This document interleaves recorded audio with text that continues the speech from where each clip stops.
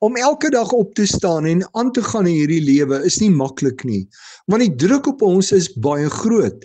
Swaar kry om nie elke dag genoeg te hê nie, onregverdige behandeling, teleurstellings en om dinge nie te verstaan nie, is alles deel van ons lewe. Die vraag is, wat maak ons as gelowiges as al hierdie moeilike goed oor ons lewe kom? In Romeine 8 vers 18 sê Paulus dat hy baie seker is daarvan dat die lyding en swaar kry wat ons nou moet verduur, nie opweeg teen dit wat God vir ons in die toekoms sal laat aanbreek nie.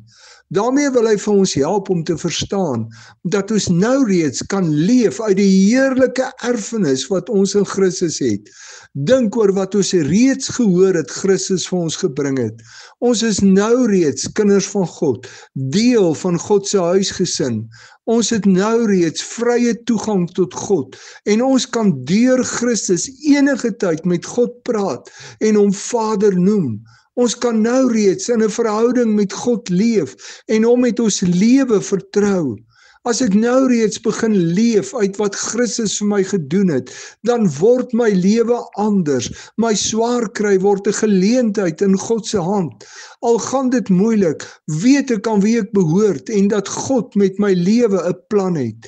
Dit wat die Here nou reeds vir my gegee het, is baie groot, maar daar wag nog meer. Die lyding wat ek nou verduur, weeg nie op teen wat God vir my in gedagte het nie. Leef jy nou reeds elke dag uit wat Christus vir jou gedoen het en vertrou jy hom met alles wat oor jou pad kom, want jy weet aan wie jy behoort, dat jy deel van die God van hemel en aarde se gesin is.